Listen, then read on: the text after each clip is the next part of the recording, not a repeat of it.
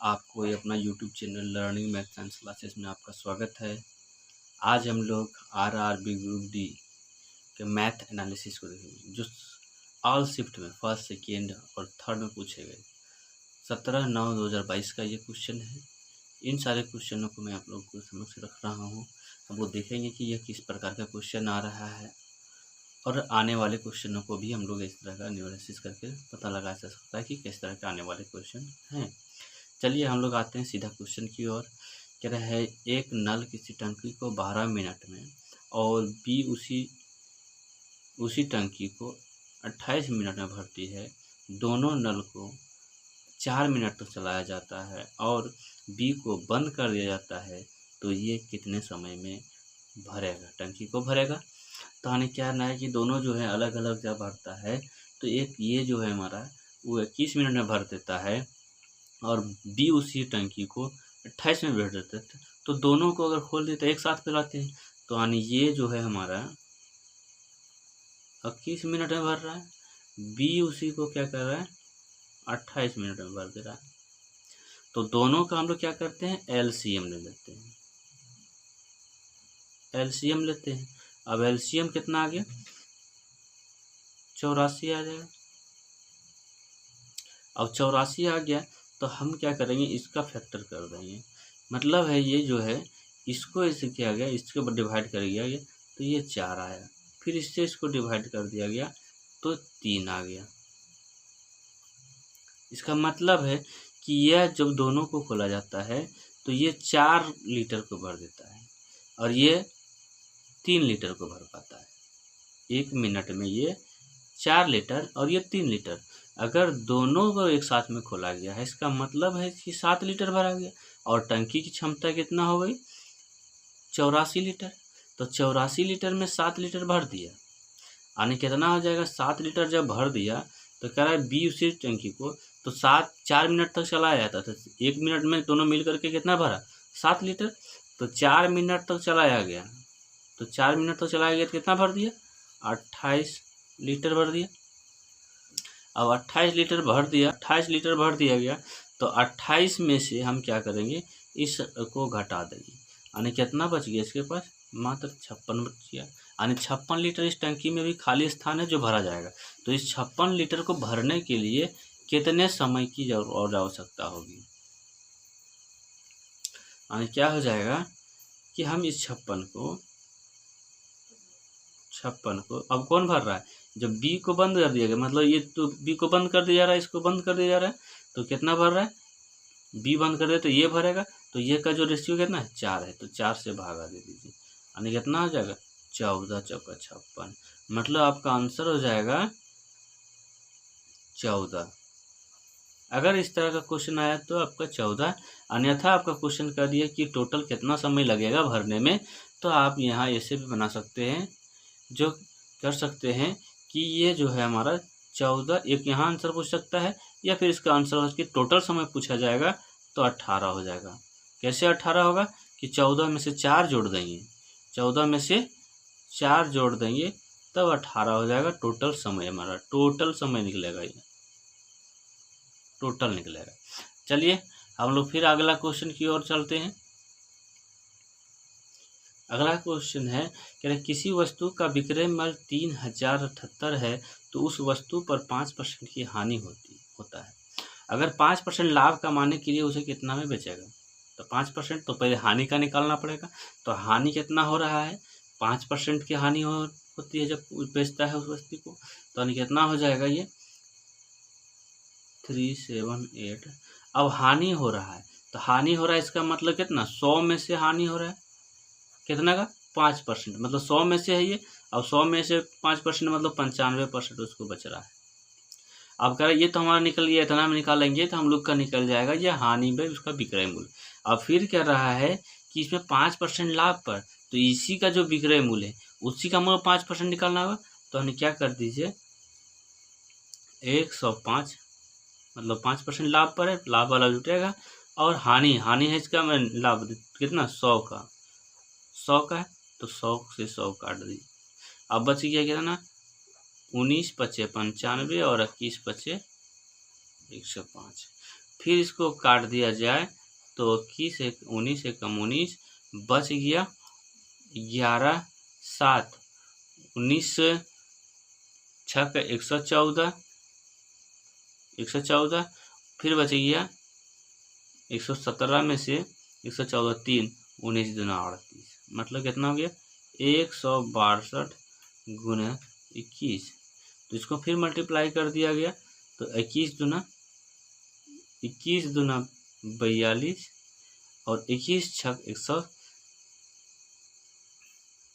126 और 4 26 और 4 कितना हो जाएगा 26 4 30 हो जाएगा और 21 एकम 21 और 130 13 21 और 13 कितना हो जाएगा 34 यानी 3402 रुपया में ये बेचेगा। ये इसका विक्रय मूल्य हो जाएगा। अगला क्वेश्चन है 3 व्यक्ति की आयु का योग 11 वर्ष है 111 वर्ष है। अब 111 वर्ष है क्या 10 वर्ष पहले उनकी आयु का अनुपात मतलब ये जो दिया हुआ है ये 2x है और 3x है 2x plus 3x plus 4x is equal to कितना हो गया 4 3 9 9x हमारा 9x आ गया। अब कह रहा है कि 10 वर्ष पहले तो 10 वर्ष जो है वह अगर इसका 10 वर्ष हमारा होगा तो 10 वर्ष इसमें भी माइनस जाएगा 10 वर्ष इसमें भी माइनस जाएगा 10 वर्ष में यानी कितना हो जाएगा 111 में से 111 माइनस 30 वर्ष चला जाएगा क्योंकि तीनों का है तो यानी कितना बचेगा 81। ये टोटल का तीनों का था तो तीनों में 10 वर्ष कम हुआ यहाँ 30 वर्ष को माइनस हो गया यानी 81 वर्ष बच गया। अब 81 वर्ष बच गया जो 81 वर्ष है जो उनका एज का वह कितना है 9x के बराबर है तो मैं 9x के बराबर है बराबर 81 हो गया। अब हम लोग क्या करेंगे कि ये 9 एकम 9 यानी x बराबर 9 निकल गया x बराबर 9 निकल गया तो इसका मतलब है कि आयु जो है वह 2x है बीच वाले का के लिए कह रहा है बीच वाले का तो यानी 3 तो 3x है इज इक्वल टू 3 गुना 9 यानी 27 वर्ष हो जाएगा। अगर पूछा गया है बीच वाले की प्रेजेंट एज तब और अगर पहले की कह रहा है कि पहले का एज जो है यानी 10 वर्ष बाद की उम्र पूछा जाएगा तो 10 वर्ष और जुट जाएगा। मतलब अगर अभी प्रेजेंट एज पूछा जाएगा तो 27 वर्ष है पूछा गया है तो और नहीं तो अगर 10 वर्ष बाद भी पूछा जाएगा तो कितना हो जाएगा 37 वर्ष हो जाएगा। चलिए अगला क्वेश्चन की ओर हम लोग आते हैं। अगला क्वेश्चन है कि एक द्विघात समीकरण के दो मूल दिया हुआ है 2 और -1/2 तो समीकरण ज्ञात कीजिए। मतलब अल्फा इज इक्वल टू दिया हुआ है 2 और बीटा इज इक्वल टू दिया हुआ है -1/2 सो अल्फा प्लस बीटा हो जाएगा 2 प्लस है तो -1/2 यानी कितना हो जाएगा ये 2 - 1/2 सो इस कितना हो जाएगा 3/2 हो जाएगा। अब जब 3/2 हो गया ये तो हम लोग अल्फा इंटू बीटा में निकाल लेंगे तो अल्फा इंटू बीटा क्या हो जाएगा 2 इंटू -1/2 तो ये कट जाएगा बचा कितना -1 ये निकल गया। अब हम लोग द्विघात समीकरण निकालना है तो द्विघात समीकरण क्या होता है x² minus alpha plus beta x plus alpha into beta यानी कितना हो जाएगा ये x² है तो x² का x² हो गया is equal to minus 3/2x plus -1 मतलब अब इसका फाइनल जो होगा हमारा निकलेगा यानी x² और ये कितना हो जाएगा इसका एलसीएम लेंगे तो 2 हो जाएगा पूरा तो 2x² माइनस 3x माइनस 2 हो जाएगा ये भी 2 इधर मल्टीप्लाई हो जाएगा तो यानी कितना हो जाएगा इक्वल टू 0 ये हमारा समीकरण निकलेगा। चलिए अगला क्वेश्चन है कि 0.853 पर रेकरिंग है यानी कि रेकरिंग जो दिया हुआ है ये भाग में दिया हुआ है रेकरिंग। अब ये भाग में रेकरिंग दिया हुआ है तो इसका भिन्न क्या होगा तो सबसे पहले हम लोगों को क्या करना है कि हम इसको जितना भी दिया हुआ रेकरिंग को हटा करके काम करेंगे तो यानी कितना हो जाएगा जितना है सबको हटा लीजिए पॉइंट को तो यानी 8523 इतना हटा दिए। अब जितना पर रेकरिंग नहीं है उसको घटा दीजिए। अब जितना पर रेकरिंग नहीं है यानी पॉइंट हटाए हैं तो इसका मतलब है जितना पर आपका रेकरिंग था उतना 9 लिख दीजिए, और जितना है जितना पर रेकरिंग नहीं था उतना 0 उठा दीजिए। एक रेकरिंग नहीं था तो यानी कितना हो जाएगा ये 8, 5, 15 बटा 9990, ये आंसर होगा। चलिए नेक्स्ट क्वेश्चन। इस क्वेश्चन को बनाने के लिए कह रहा है कि y का मान क्या होगा।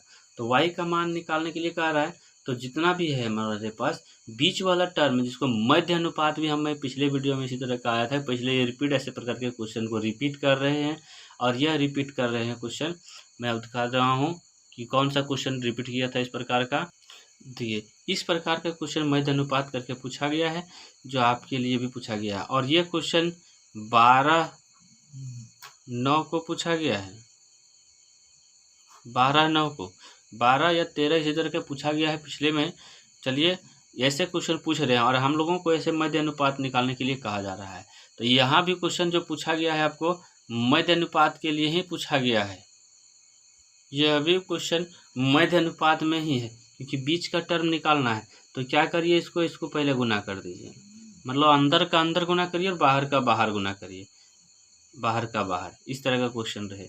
तो आने कितना हो जाएगा, y को y से गुना कर देंगे इजिकल टू 16 गुना 25 हो जाएगा, मतलब ये y स्क्वायर हो जाएगा, और ये कितना हो जाएगा 16 गुना जो है इसको जो है 16 गुना 25 कर देते हैं। अभी चलिए वो पूरा नहीं लिखते हैं। अब इसको रूट चढ़ जाएगा, तो रूट चढ़ेगा तो मतलब 16 गुना 25, तो y इक्वल टू कितना हो जाएगा, ये 4 का और ये 5 का, तो यानी कितना हो गया y इक्वल टू 20 हो गया इसका आंसर। चलिए नेक्स्ट क्वेश्चन। अगला क्वेश्चन है, कह रहा है घन का आयतन 216 है तो पृष्ठीय क्षेत्रफल है। ये आपका हो सकता है मीटर में हो, सेंटीमीटर में हो, उससे कोई यूनिट नहीं, लेकिन यूनिट आपको हम मालूम नहीं पता चल पाया, बता क्लियर नहीं कर पाया, इसलिए यूनिट नहीं लिखा। चलिए कह रहा है पृष्ठीय क्षेत्रफल क्या हो गया। तो यहाँ हम लोगों का जो है घन का आयतन बराबर होता है भुजा क्यूब, मतलब ये क्यूब, आयतन बराबर ये क्यूब होता है। अब ये क्यूब दिया हुआ है तो इसका मतलब 216 दिया हुआ है ये, और ये क्यूब दिया हुआ है, और तो इसका हम लोग क्या करेंगे, साइड निकालना पड़ेगा, भुजा निकालना पड़ेगा। तो ये क्या हो जाएगा, ये इक्वल टू दिया हुआ है 6 × 6 × 6, मतलब ये निकल गया हमारे पास, इसका क्यूब है तो ये निकल गया। अब इसका फॉर्मूला होता है कुल पृष्ठीय क्षेत्रफल बराबर जो फॉर्मूला होता है वह फॉर्मूला जो क्षेत्रफल संपूर्ण पृष्ठीय क्षेत्रफल बराबर जो होता है वह 6 × ये स्क्वायर, मतलब 6 × 6 × 6, सो यह भी हो जाएगा 216, आंसर हो जाएगा। ऐसे क्वेश्चन भी बहुत सारे रिपीट कर रहे हैं, गोले का हो, घन का हो, बेलन का हो, ऐसा क्वेश्चन आ रहा है, इसलिए आप फॉर्मूला। चलिए अगला क्वेश्चन है, क्या है कि 8/5 का पावर -7 है, और 5/8 का पावर -4 है, और 8/5 का पावर 5 है। तो हम लोग सब जितना भी पावर है उसको हम लोग बदल सकते हैं प्लस में। कब बदलेंगे, जब इसकी संख्या को बदल देंगे, जो आपका बट्टा के रूप में, भिन्न के रूप में उसको बदल देंगे। यानी कितना हो जाएगा, ये 5/8 का पावर 7, और ये कितना हो जाएगा 8/5 का पावर 4, और जो हमारा ये है प्लस में है उसको प्लस के ही रूप में रख देते हैं। अब जिसका बेस सेम है, देखिए बेस सेम हो गया, मतलब 5/8 का पावर 7, और इसका जो पावर हो जाएगा 8/5 का पावर हो जाएगा 5 4 9। अब हम लोगों के पास क्या है कि ये जो है, ये हमारा अगर 8 कटेगा, ये 8 कितना कटेगा, 7 कट जाएगा, और बचेगा कितना, यहाँ 8 कितना है, तो इसके पास हमारा जो है इस पावर से 8 का पावर, मतलब इसको लिख सकते हैं और भी बेहतर रूप से कि 5 का पावर 7 और 8 का पावर 7 गुना 8 का पावर 9 और 5 का पावर भी 9। तो यहाँ हमारे पास कट सकता है इसे, तो ये 2 बचा, यहाँ भी हमारे पास 2 बचा, मतलब यहाँ 8 जो बचा 8/5 बचा, इसका स्क्वायर में मतलब कितना हो जाएगा, ये 64 होगा 8 का स्क्वायर, और 5 का स्क्वायर 25 होगा, यही इसका आंसर हो जाएगा। चलिए अगला क्वेश्चन चलते हैं। अगला क्वेश्चन है हमारा सबका फिर वही क्वेश्चन, एक और रिपीट क्वेश्चन आ गया है, इस सेशन में आया था, आज के डेट में जो है सब अलग शिफ्ट में पूछा गया था कि 0.79 दिया हुआ है। इसका मतलब है कि हम इसको क्या कर सकते हैं, पॉइंट को हटा दीजिए। तो पॉइंट को हटा दिए तो 79 बचा। अब पॉइंट हटा दिए तो यहाँ हमारे पास बचा कितना, 2 अंक है। तो 2 अंक है तो इसके बाद हम लिख सकते हैं पॉइंट के बाद 2 अंक, यानी 2 9 लिख सकते हैं, यानी आंसर हो गया हमारा यही। चलिए अगला क्वेश्चन कह रहा है एक बेलन का व्यास और एक संपूर्ण पृष्ठीय क्षेत्रफल दिया हुआ। बेलन का व्यास मतलब d इक्वल टू दिया हुआ कितना 7 और r कितना हो जाएगा सेंटीमीटर में, सेंटीमीटर तो कितना हो जाएगा ये 7/2। अब इसका संपूर्ण पृष्ठीय क्षेत्रफल दिया हुआ है तो इसमें निकालना है ऊंचाई। तो ऊंचाई कितना हो जाएगा, बेलन का संपूर्ण क्षेत्रफल बराबर दिया हुआ है कितना 880। तो 2πr/h होता है इसका क्षेत्रफल, संपूर्ण पृष्ठीय क्षेत्रफल, यानी कितना हो जाएगा 2 × 22/7 × 7/2 इंटू h इजिकल टू 880। तो ये 2 से 2 कट गया, 7 से 7 कट दिया। अब 22 एकम 22 और 22 चौक 88, मतलब h निकल गया 40। देखिए आपको पहले भी बताया कि ऐसे साधारण क्वेश्चन पूछे जा रहे हैं, तो इसलिए आप फॉर्मूला को जरूर देख लीजिएगा, जितना हद से हद जितना फॉर्मूले हो। यह अगला क्वेश्चन है, कह रहा है कि 5 का पावर x - 5 है और इजिकल टू ये 125 के बराबर है, और 5 का पावर x + y है और ये 631/25 के बराबर है। मतलब देखिए आप इसको हम लोग क्या कर सकते हैं, x - y, अब इसको बदल सकते हैं पावर के रूप में। तो 5 का कितना हो जाएगा, पावर जो है 5 का पावर जो हो जाएगा वह 25 × 25 यानी 3 हो जाएगा।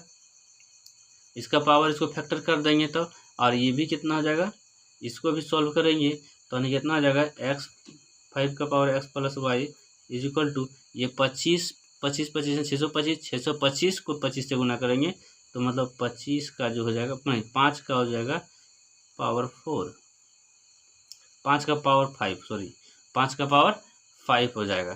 तो यानी बेस सेम है तो x - y इजिकल टू 3 और एक x + y is equal to 5, base same है तब घटा दीजिए, यानी कट गया x का तो 2y - 2y इजिकल टू -2।